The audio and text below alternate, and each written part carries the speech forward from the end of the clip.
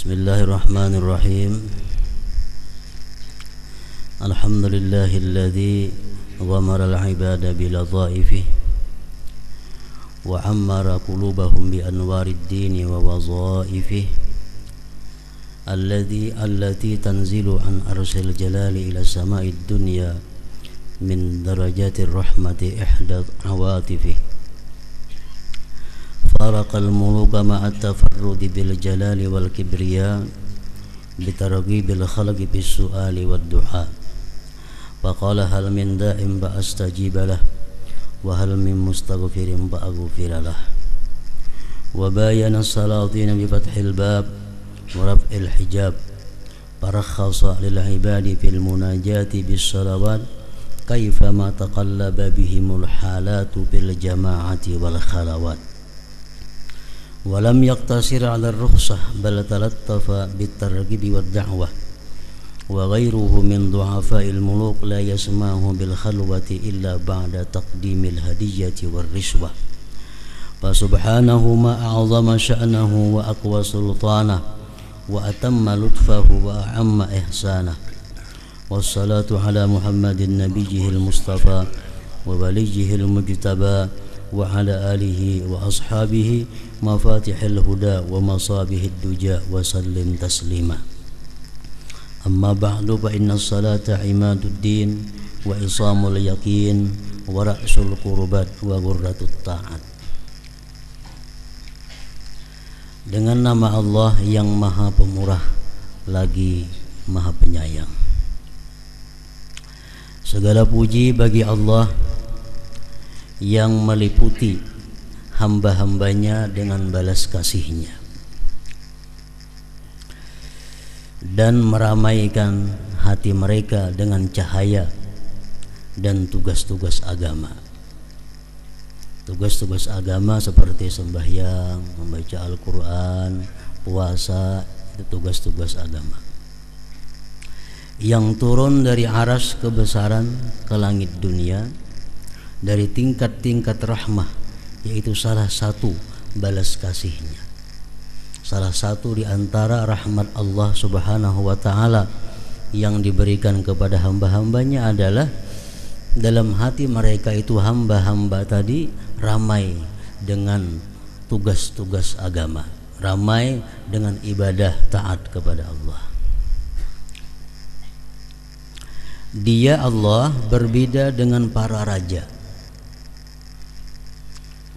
di mana Dia Allah menyendiri dengan kebesaran dan kebesaran, dengan menggemarkan makhluk untuk memohon dan berdoa. Itu perbedaannya dengan raja-raja dunia. Kalau raja-raja dunia kada suka diminta oleh rakyatnya, raja-raja dunia kada suka dimohon oleh rakyatnya. Kalau Allah Subhanahu wa ta'ala justru sebaliknya menggemarkan makhluk untuk memohon dan berdoa. Bahkan Allah marah kalau kita kada berdoa kepada Allah. Allah marah kalau kita kada minta kepada Allah. Dia berfirman, apakah ada orang yang berdoa maka aku perkenankan, dan apakah ada orang yang minta ampun maka aku beri ampunan. Dalam hadis yang sahih riwayat Imam Muslim, setiap malam Allah Subhanahu wa ta'ala mengutus malaikat ke langit dunia membawa pesan daripada Allah bahwa siapa yang berdoa Allah perkenankan, siapa yang minta Allah beri, siapa yang minta ampun maka Dia ampuni. Menurut sebagian hadis itu berlaku mulai sepertiga akhir malam. Ada yang mengatakan mulai sepertiga awal malam. Jadi artinya kalau sepertiga awal malam mulai pukul 10 kurang lebih Allah Subhanahu wa ta'ala sudah menawarkan kebaikannya, menawarkan kemurahannya kepada hamba-hambanya yang minta ampun diampuni, yang minta sesuatu diberi, sampai terbit fajar. Setiap malam yang demikian itu Allah menawarkan tadi. Dia berbeda dengan para sultan dengan membuka pintu dan mengangkat tirai. Maka dia memberi kemurahan bagi hamba-hamba dalam munajat dengan salat-salat bagaimanapun keadaan-keadaan itu berubah, di dalam jamaah maupun di dalam kesunyian. Artinya Allah Subhanahu wa ta'ala itu selalu membuka pintu rahmatnya kepada hamba-hambanya untuk bermunajat, baik secara berjamaah atau sendiri-sendiri. Dia tidak terbatas dengan kemurahan rukhsah, tetapi dengan menggemarkan dan menyerukan. Sedangkan selain dari para raja yang lemah-lemah itu tidak memberi kemurahan untuk bersunyi berada di tempat yang tidak ada orang lain kecuali setelah ia memberikan hadiah dan suap. Nah, lain hal raja-raja dunia. Kalau kita hendak berpandir empat mata lawan raja dunia, kita biasa memberi sesuatu dahulu kepada raja itu agar bisa bertemu dengannya, agar bisa berdua-duaan dengannya. Maka maha sucilah dia, alangkah agung urusannya, alangkah kuat kekuasaannya, alangkah sempurna balas kasihnya, dan alangkah merata kebaikannya.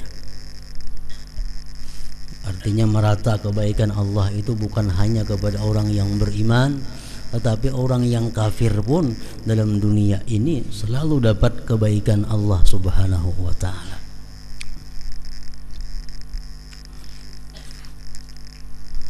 Semoga rahmat Allah dilimpahkan atas Muhammad nabinya yang terpilih dan kekasihnya yang terpilih, dan semoga atas keluarga dan sahabatnya, yaitu kunci-kunci petunjuk dan pelita-pelita kegelapan. Dan semoga Allah melimpahkan kesejahteraan dengan sebenar-benar kesejahteraan atas mereka itu. Adapun sesudah itu maka salat adalah tiang agama. Salat imaduddin, tiangnya agama. Jadi artinya kalau orang itu tidak salat berarti dia tidak beragama. La salat la dina liman la salatalah. Tidak ada agama bagi orang yang tidak sembahyang. Tali keyakinan, modal pendekatan diri kepada Allah, dan sebesar-besar ketaatan.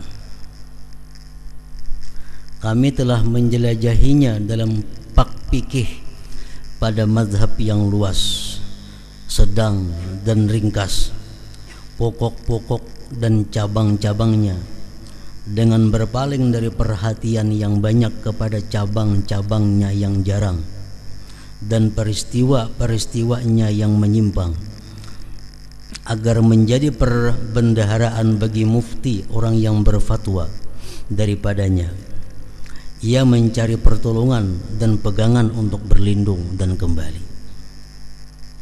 Jadi artinya ujar Imam Ghazali, kitab yang kususun ini adalah hasil daripada penjelajahan kitab-kitab berbagai mazhab yang luas, baik ringkas, yang luas, yang sedang, dan Sidin muat dalam kitab ini pokok-pokok dan cabang-cabang yang berkaitan dengan sembahyang.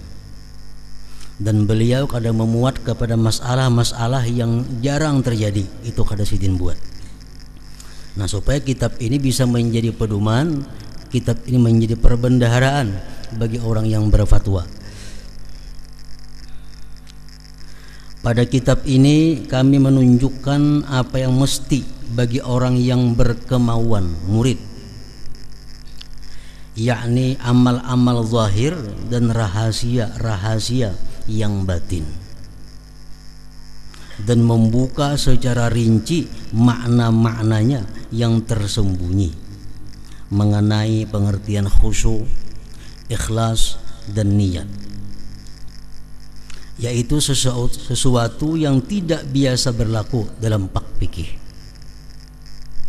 Kami susun kitab ini atas 7 bab, yaitu bab pertama mengenai keutamaan salat, bab kedua mengenai pengutamaan amal-amal yang zahir dari salat, bab ketiga mengenai pengutamaan amal-amal yang batin dari salat, bab keempat mengenai keimaman dan kemakmuman, bab kelima mengenai salat Jumat dan adab-adabnya, bab keenam mengenai masalah-masalah yang bermacam-macam yang menjadi musibah yang merata, di mana orang yang berkemauan perlu untuk mengetahuinya.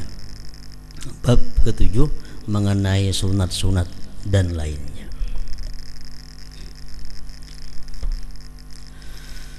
Bab pertama mengenai keutamaan salat, sujud, jamaah, azan dan lain-lainnya. Keutamaan azan didahulukan sidin karena sembahyang itu adalah dimulai daripada azan. Nabi sallallahu alaihi wasallam bersabda, salasatun yaumal qiyamah ala kathibin min miskin aswada la yahuluhum hisabu wa la yanaluhum faza' hatta yufraga mimma bainan nas. Rajulun qara'al Qur'ana batigha'a wajhillahi azza wa jalla wa amma biqaumin wa hum bihi radun. Wa rajulun azzana fi masjidin da'a ila Allah azza wa jalla batigha'a wajhillah. Wa rajulun ubtuliya birrizqi fid dunya falam yashghalhu dhalika an amalil akhirah. Artinya, 3 orang pada hari kiamat di padang mahsyar, maksudnya di atas unggukan dari kesturi, tumpukan kecil, tumpukan yang halus daripada gunung. 3 orang pada hari kiamat di atas unggukan dari kesturi hitam. Kesturi itu minyak harum, minyak harum kesturi, misik, minyak harum yang sangat mahal harganya, yang nanti digunakan di surga.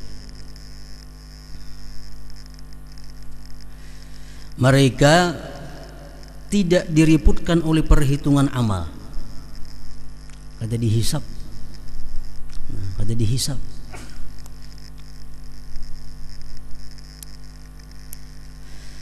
Dan mereka tidak dilanda keterkejutan.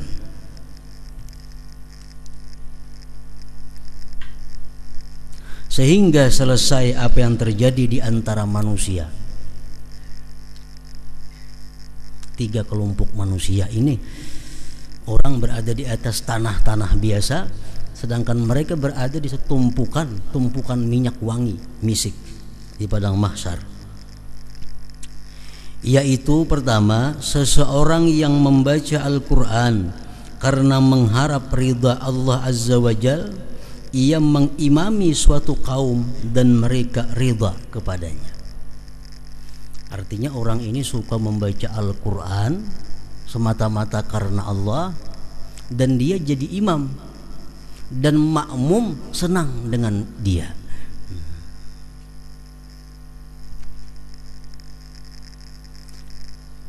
Gawiannya membaca Quran, ke masjid jadi imam, jamaah suka. Nah, itu kelompok yang pertama. Kalau jamaahnya kada ketujuh, nah itu lain lagi kisahnya. Maksudnya jamaah ketujuh itu mu'zamuhum, sebagian besar. Kada sarana semua jamaah apa ketujuh, mu'zam, sebagian besarnya. Artinya jamaahnya orang 50, 30 lebih nang ketujuh inya tuh jadi imam. 20-nya itu kada jadi masalah lagi. Nah, kalau sebagian besar orang kada ketujuh inya jadi imam, nah ini dilaknat oleh Allah Subhanahu wa taala. Hadis menyatakan, salah satu la'anahumullah, 3 orang yang dilaknat oleh Allah. 1, man taqaddama qauman wa hum lahu karihun, orang yang jadi imam padahal makmum tidak senang. Anak ketujuh tampil, anak ketujuh jadi imam padahal orang kada ketujuh, banyak kada ketujuhnya pada anak ketujuh. Nah ini laknat oleh Allah Subhanahu wa taala. Ada hadis lain yang mengatakan ayyuma rajulin amma qauman wa hum lahu karihun lam tujawiz salatuhu udunai. Rawahu Ibnu Khuzaimah. Siapa-siapa yang jadi kaum sedangkan makmum tidak senang, maka sembahyangnya si imam itu tidak terangkat daripada atas telinganya. Artinya kada diterima oleh Allah Subhanahu wa taala. Kalau makmum bang, makmum kada ada gangguan, makmumnya kada ada masalah, tetap sembahyangnya baik. Nah, yang dimaksud dalam bab kita ini adalah orang yang membaca Quran karena Allah dan jadi imam, orang senang.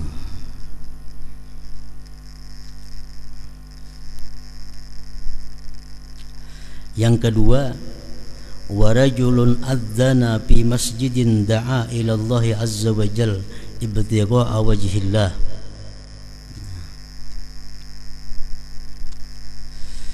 Yang kedua, seseorang yang azan di masjid, ia menyeru kepada Allah azza wa jalla karena mencari keridhaan Allah. Jadi inya azan di masjid itu semata-mata karena Allah, kada ada harapan untuk mendapatkan dunia, kada ada harapan untuk mendapatkan honor, untuk mendapatkan gaji, semata-mata karena Allah.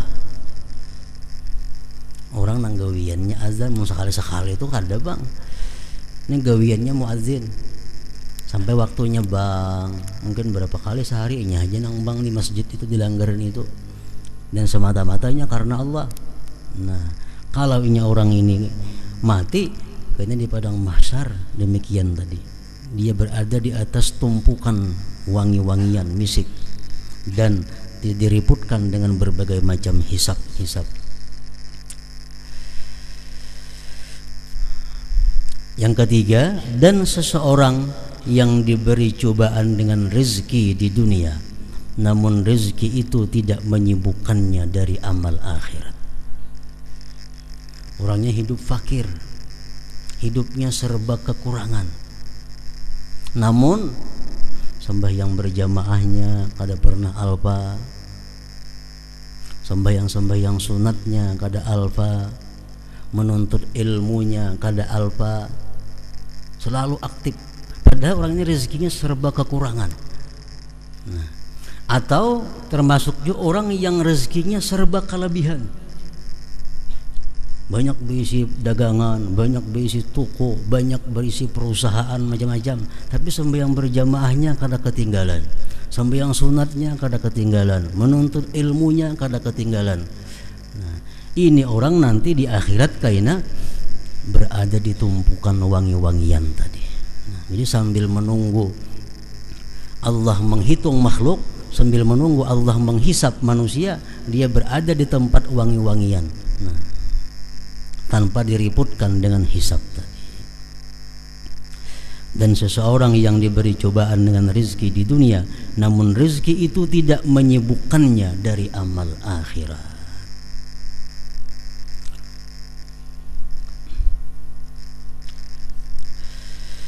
Dan Nabi sallallahu alaihi wasallam bersabda, la yasma'u nida'al muazzin jinnun wala insun wala syai'un illa syahida lahu yaumal qiyamah. Artinya tidaklah jin, manusia dan sesuatu mendengar panggilan muazzin melainkan mereka itu bersaksi baginya muazzin pada hari kiamat. Kita pernah mendengar si fulan itu bang, kita pernah mendengar si fulan itu azan. Nanti kita di akhirat kita bersaksi menguntungkan dia, menguntungkan si muazzin itu. Makin banyak orang yang mendengar azan seseorang itu, makin banyak nanti saksi kebaikannya di akhirat. Hadis riwayat Bukhari dan Abu Sa'id. Dan beliau sallallahu alaihi wasallam bersabda, yadur rahman ala ra'sil muazzin hatta yatlagha min adhani. Artinya tangan zat yang maha pemurah itu di atas kepala muazzin sehingga ia selesai dari azannya. Artinya orang yang muazzin itu sewaktu dia azan tangan Tuhan berada di atasnya. Arti tangan Tuhan itu ditakwilkan oleh para ulama khalaf, rahmat Tuhan yang khusus mengalir kepadanya di waktu dia muazzin itu. Yadur rahman ala ra'sil muazzin hatta yatlagha min adhani. Dan ada yang mengatakan mengenai tafsir firman Allah Azza wa Jal, wa man ahsanu qawlan mimman da'a ila Allah wa amila salihah. Artinya siapakah yang lebih baik perkataannya daripada orang yang menyeru kepada Allah dan mengerjakan amal saleh. Ayat ini turun mengenai orang-orang yang azan, muazzin. Maksudnya muazzin di sini adalah muazzin yang salat berjamaah. Karena azan itu kita sembahyang sorangan sunat juga azan, tapi lain termasuk dalam fadilat ini. Fadilat yang kita baca ini adalah untuk muazzin yang dilanggar di masjid, di musala. Nah ini maksudnya.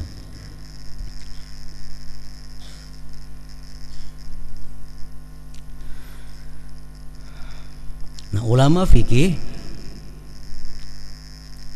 memberikan beberapa syarat sehingga orang itu bisa menjadi muazzin. Jadi kada semua orang bisa jadi muazzin. Mereka mengatakan pertama orang yang jadi muazzin itu al-Islam. Orangnya Islam, jelas sudah itu. Yang kedua tamyiz. Artinya orang ini sudah tamyiz, sudah ada akal. Biasanya di atas 7 tahun tamyiz itu. Di atas umur 7 tahun. Jadi yang jadi muazzin itu kada sarana mahadang balik. Kalau sudah mumayyiz, sudah kawa jadi muazzin. Yang ketiga az-zukurah, laki-laki. Bini-bini kada boleh azan, haram. Kenapa? Karena menyerupai pekerjaan laki-laki. Azan aja bini-bini haram. Kenapa? Padahal zikir tuh. Kenapa haram? Karena menyerupai pekerjaan laki-laki. Apalagi baju kayak baju laki-laki makinnya haram. Berselawar kayak selawar laki-laki makinnya haram. Azan aja haram karena itu gawian laki-laki. Diserupai oleh bini-bini kada boleh. Az-zukurah. Yang keempat arifun bidukhulil waqti, tahu dengan masuk waktu. Nah itu nang kawa jadi muazzin, nang mengerti di waktu nih jam ini masuk waktu zuhur, jam ini masuk waktu asar, jam ini masuk waktu maghrib, tahun itunya.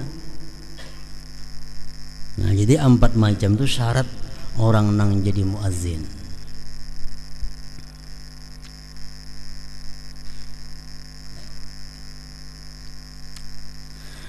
Dan Nabi sallallahu alaihi wasallam bersabda, "Idza sami'tumun nidaa faqulu mithla ma yaqulul muazzin." Artinya apabila kalian mendengar panggilan azan, maka ucapkanlah seperti apa yang diucapkan oleh muazzin. Hadis riwayat Bukhari dan Muslim.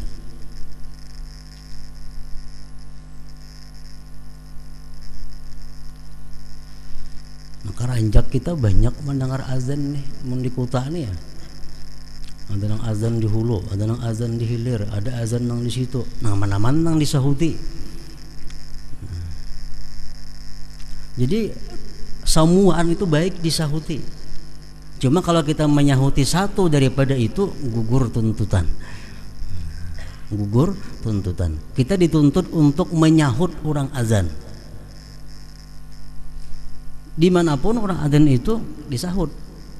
Coba kalau banyak orang nang muazin di situ kamari kita mendengar, kita menyahut satu orang muazin di antara mereka sudah cukup. Kita kau menyahuti samuaan lebih baik lagi.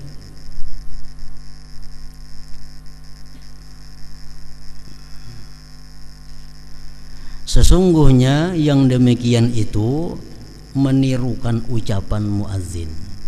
Nah, ini keuntungan untuk perempuan, keuntungan untuk bini-bini. Bini-bininya azan kada boleh, ini menyahuti dituntut, menyahuti dituntut. Jadi dapat juga ini fadilat azan itu. Sesungguhnya yang demikian itu menyahut azan tadi menirukan ucapan muazzin. Muazzin asyhadu an la ilaha illallah, kita pun asyhadu an la ilaha illallah, asyhadu anna muhammadar rasulullah, asyhadu anna muhammadar rasulullah. Kecuali pada dua hayyalah, hayya 'alas shalah, hayya 'alal falah, maka pada keduanya itu ia mengucapkan la haula wala quwwata illa billah. Hayya 'alas shalah, jangan hayya 'alas shalah aja menyahuti la haula wala quwwata illa billah. Jadi dalam istilah bahasa agama, bahasa Arab, hayyalah itu artinya hayya 'alas shalah, hayya 'alal falah. Kayak basmalah ya. Artinya apa? Bismillahirrahmanirrahim. Hamdalah, alhamdulillahirabbil alamin. Hauqalah, la haula wala quwwata illa billahil aliyil azim. Misalnya kita bersama-sama ujar membaca hauqalah. Napa hauqalah? La haula wala quwwata illa billahil aliyil azim. Membaca hasbalah, hasbunallah wa ni'mal wakil, ni'mal maula wa ni'mal nasir. Itu singkatan-singkatan.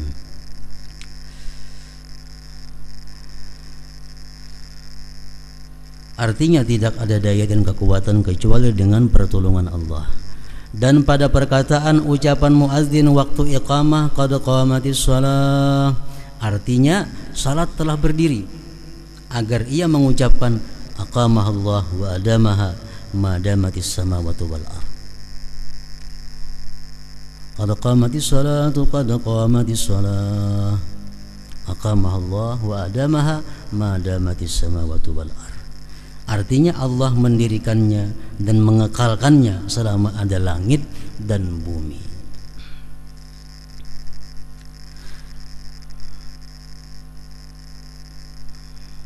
Jadi pendapat yang mu'tamad daripada ulama, kalau kita sembahyang berjamaah itu makmum tuh duduk aja sampai tuntung doa. Biasa kebanyakannya bilangnya si kamat ini qad qamatis shalatu qad qamatis shalah, berdirian ha. Padahal jangan berdiri dulu sampai tuntung baca doa, hanya kena berdiri. Nah, itu aturannya yang bagus. Qad qamatis shalah artinya telah salat telah berdiri. Ujar sinang kamat nih. Kita nang jamaah menyahut aqamahallah wa adamaha madamatis samawati wal ardh. Munya kasakapanjangan itu aqamahallah cukup aja juga.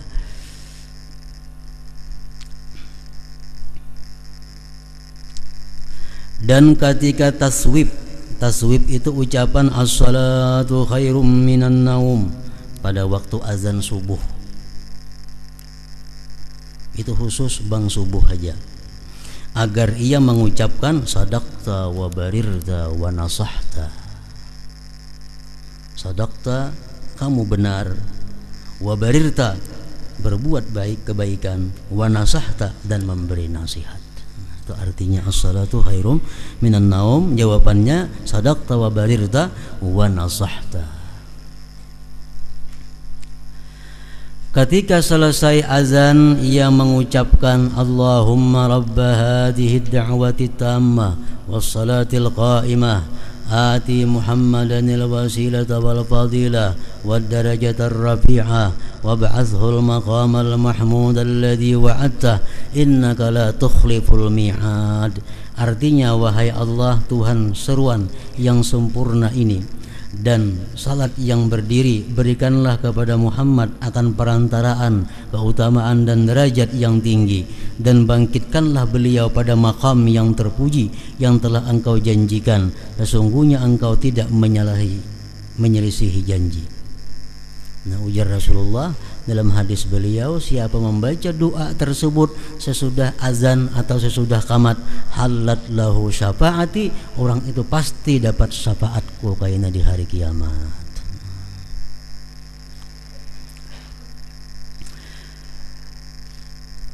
Halat lahu syafaati. Nah, jadi muazzin tadi syaratnya ada 4. Kemudian azan ini bisa sah bisa kada sah. Bila azan itu kada sah ada berpahala artinya dan diulang. Ada syaratnya sah azan itu. Yang pertama tartib. Nah, tartib hayya 'alas shalah itu berdahulu daripada hayya 'alal falah. Asyhadu an la ilaha illallah berdahulu pada asyhadu anna muhammadar rasulullah, itu tartib ngarannya. Urutannya pas. Yang kedua muwalat. Bang itu azan itu atau qamat itu mesti berturut-turut. Jangan bemandak lawas. Contohnya Allahu Akbar, Allahu Akbar, batal wudu, bawahnya baudu. Nah, tontong baudu bahasa maka azan itu putus sudah mualatnya ngarannya, kalawasan jaraknya antara kalimat-kalimat itu mualat. Yang ketiga syaratnya azan itu dukhulul waqti, masuk waktu, kecuali subuh boleh sesudah jam 12 malam. Kalau selain subuh mesti masuk waktu. Bila azan sebelum masuk waktu haram, dosanya dosa besar. Hati-hati tukang azan itu, muazzin itu harus yakin bujur bahwa waktu sudah masuk. Ada kawa kira-kira berusia belum azan, nah bukan pahala yang didapat tapi dosa.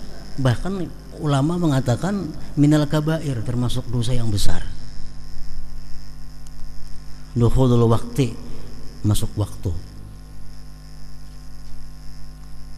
Kaunuhu min wahidin, keadaannya itu azan dari satu orang.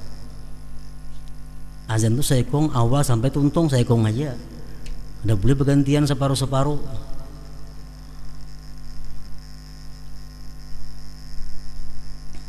Kaunuhu bil arabiyyah, azan mesti bahasa Arab. Nang keenam al-jahru idza kana li jamaah, benyaring. Kalau memang sembahyang berjamaah nyaring. Kalau suara kada nyaring, kada usah jadi muazzin. Harus suara nang nyaring maka. Jadi zaman Rasulullah sallallahu alaihi wasallam sebelum ada azan ini, sahabat-sahabat berunding. Nang apa nang bagus caranya supaya kau mengumpulkan orang sembahyang ini nah. Azan belum ada lagi waktu itu. Nah, jadi ada sahabat yang memberi saran kita ulah luncing. Bila ting artinya sembayangan. Ujar sahabat yang lain tuh macam kayak Nasrani kan itu luncing itu kayak gereja kita jadinya lah. Nah, ada juga saya memberi saran bila waktu sampai kita nyalakan api sehingga kukus nah tinggi ke atas berarti sembahyang masuk waktu. Sahabat yang lain mengatakan tuh kayak agama Majusi ini tuh api-api ini tuh. Nah, ada mengadakan terumpit, ada dauh, macam-macam sarannya. Akhirnya kata kesimpulannya, kata keputusannya. Nah, malam itu ada salah seorang sahabat Nabi yang bermimpi dilajari azan, dilajari qamat. Begitu ia bangun guring, dia datangi Rasulullah. Wahai Rasulullah, ulun tadi bermimpi bahwa hendak sembahyang itu lebih baik di azan seperti ini. Nah, azan. Nah, lalu Nabi itu diterima. Lalu orang ini hendak jadi muadzin sekaligus. Ya Nabi kan parea jadi muadzin, suara ikam tuh ada nyaring. Suruh Bilal yang jadi azan. Bilal lebih nyaring daripada engkau suara. Fa innahu anda minka sauta. Bilal lebih nyaring, lebih merdu suara daripada engkau. Nah, padahal nama mimpi itu inya asalnya. Tapi karena suaranya kada nyaring, kada diangkat Rasulullah sebagai muadzin. Bilal yang disuruh karena Bilal lebih keras, lebih nyaring suaranya. Nah, jadi itu syarat sahnya azan. Dan lagi oleh para ulama mengambil daripada hadis-hadis Rasulullah sallallahu alaihi wasallam bahwa azan ini gunanya bukan hanya untuk salat. Bukan hanya untuk salat. Azan ini bisa digunakan untuk orang yang sedang duka cita, orang yang sedih, dibanggakan di telinganya.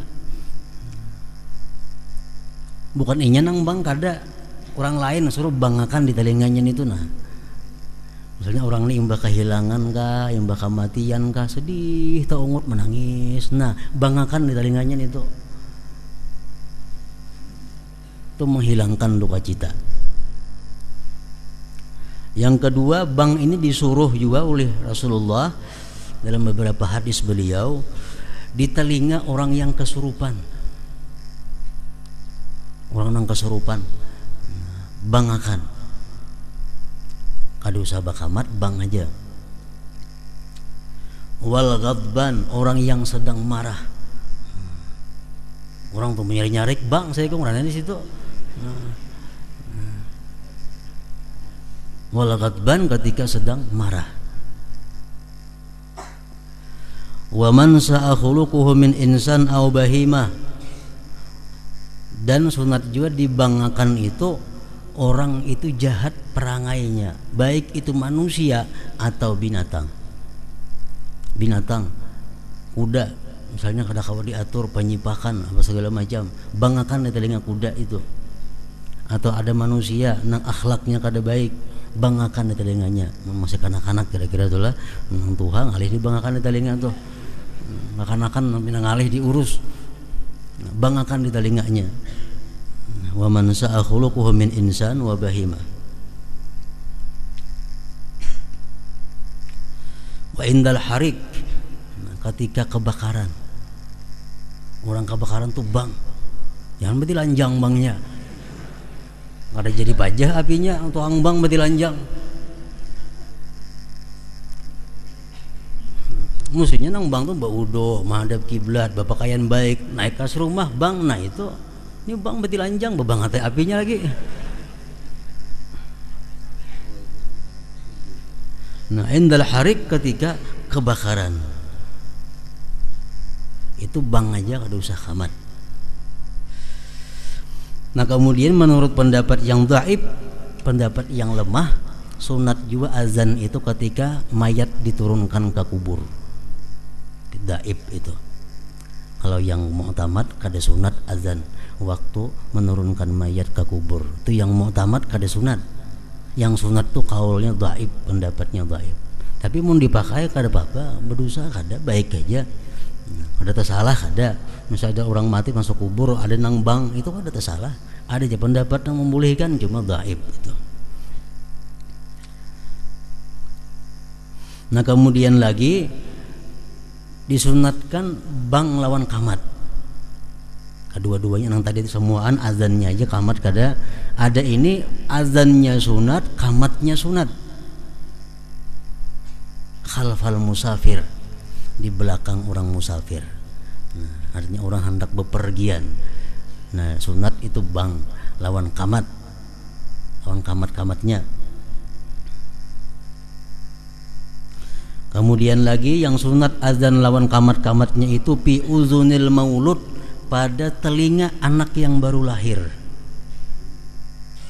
Akan-akan yang bakal keluar itu mbaknya dibersihi langsung diazankan di sebelah kanan, dikamatkan telinga kiri. Nah untuk nang sebuting ini kada syarat laki-laki, bini-bini boleh membanggakan mengamatakan itu. Untuk nang beranak nih, misal beranak ada laki yang tali lihat bidan suruh bang kamat sekaligus sama sekali semuaan. Jadi ini dibolehkan perempuan untuk soal bang di telinga anak-anak yang baru lahir itu boleh bini-bini.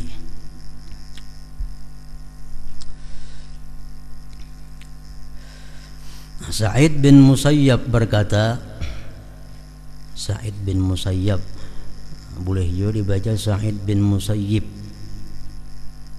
Ini minantunya Abu Hurairah. Abu Hurairah sahabat Rasul, minantunya Sa'id bin Musayyab. Ini disebut tabi'in kabir. Tabi'in kabir, tabi'in nang tuha. Sa'id bin Musayyab berkata, barang siapa yang salat di tanah lapang, niscaya di sebelah kanannya ada malaikat yang salat dan di sebelah kirinya ada malaikat yang salat. Jika ia azan dan iqamah, maka di belakangnya salat malaikat yang banyak seperti beberapa gunung. Nah ini orang dalam perjalanan, orang dalam musafir. Nah, sampai waktu sembahyangnya di tengah jalan, di padang sawang tempat kada ada orang, sembahyangnya biasa kada bebang kada bakamatan. Nah, itu malaikat ada hadir sebelah kanan kirinya aja. Tapi kalau nyabang lawan kamat-kamatnya, nah itu malaikat di belakang pun banyak bergunung-gunung jumlahnya.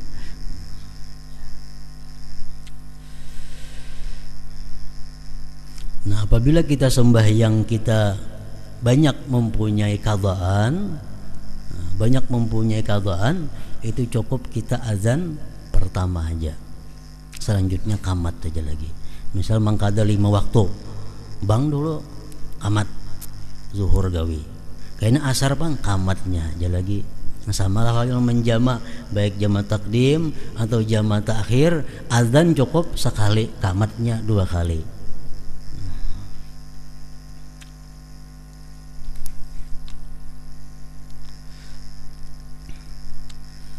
Nah kemudian keutamaan salat fardu.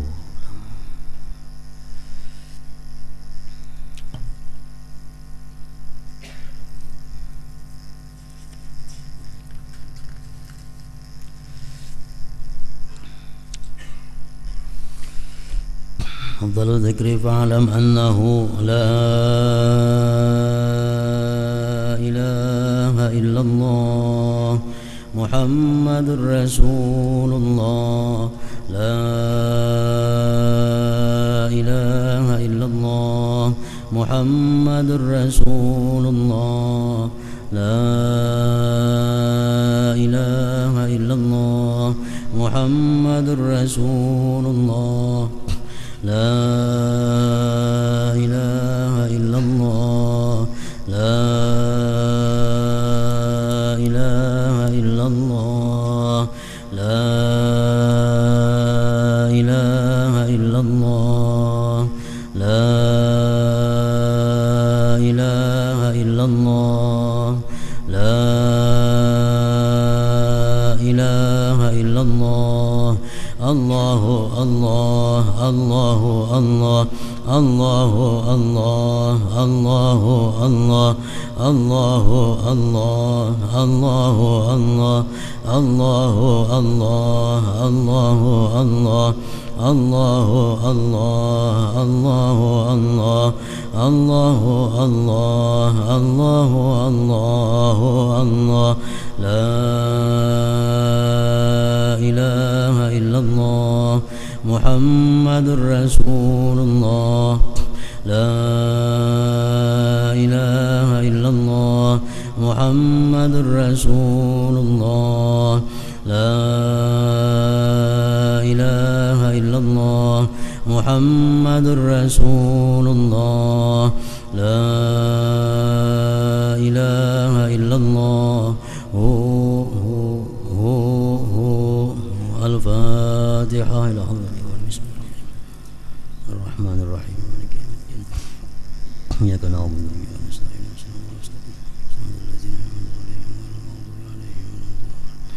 فيا أيها الرجل منه شفاعة صلوا عليه سلموا تسليما اللهم صل وسلم